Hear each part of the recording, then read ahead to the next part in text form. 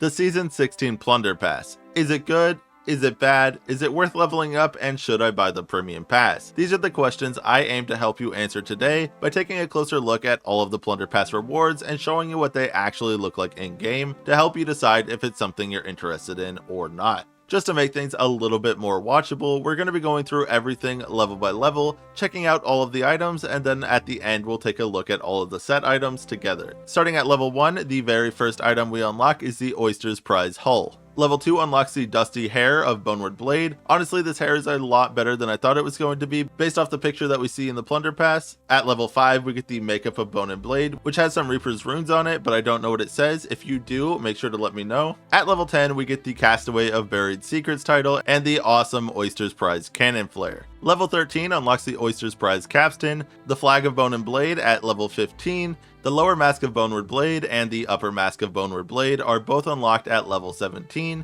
and at level 20 you unlock the Order of Bone and Blade Shovel and the Oyster's Prize Belt. I know we're only about 20% of the way through this pass so far, but I am really interested to see what your favorite items from this pass are, so let me know in the comments. I think my favorite things have to be the jacket that you get at level 90 and all of the instruments, but we'll get to those soon.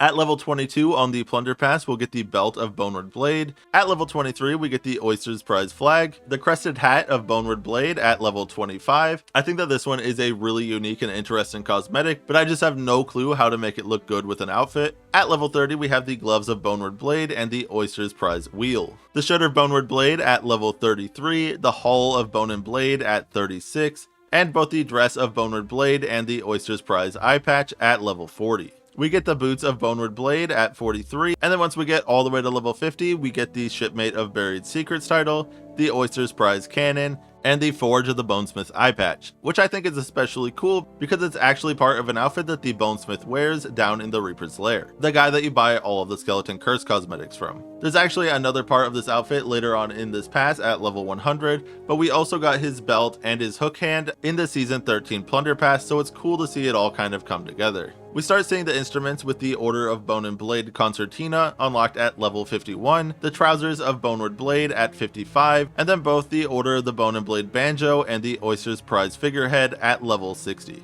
After that, we won't unlock anything until we reach level 66, where we get the Pegleg of Boneward Blade, and at 70, you'll unlock the Order of Bone and Blade Drum and the Oyster's Prize Sails. The Hook of Boneward Blade is unlocked at 76, and then at 80 we get both the Eye Patch of Boneward Blade and the Oyster's Prize Jacket. At 84 we have a tattoo that reminds me of the Bloodborne logo for some reason, even though it's not the same at all. And then we run into my favorite item from the entire Plunderpass, the Jacket of Boneward Blade at level 90. Also at level 90 we have the Oyster's Prize Collector's Figurehead. Our last 10 levels have some pretty cool stuff in my opinion, starting off with the Sails of Bone and Blade at level 91. The Order of Bone and Blade Hurdy-Gurdy at 96, and then finally at level 100 you'll unlock the Legend of the Buried Secrets title, the Oyster's Prize Collector Sails, and the Forge of the Bonesmith's Jacket that I talked about earlier.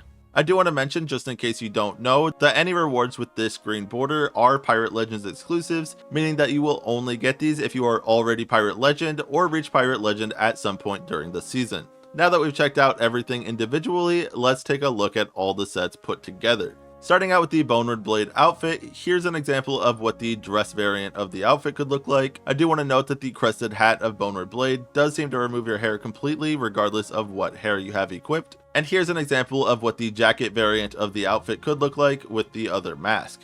The Oyster's Prize Pirate outfit is quite lacking as it only has an eye patch, a belt, and a jacket, but I am a pretty huge fan of the jacket. As for the ship sets, both are pretty awesome in my opinion, but I do like the free Reaper themed one just a little bit more, especially on a galleon, but of course I do wish that it had more matching parts like cannons and stuff like that. The Oyster set, on the other hand, is actually very complete, and here's what it looks like on a galleon with the first figurehead and first sails that you unlock, and here's what it looks like with the collector's figurehead and collector's sails. And honestly, I think that these ones match a lot better.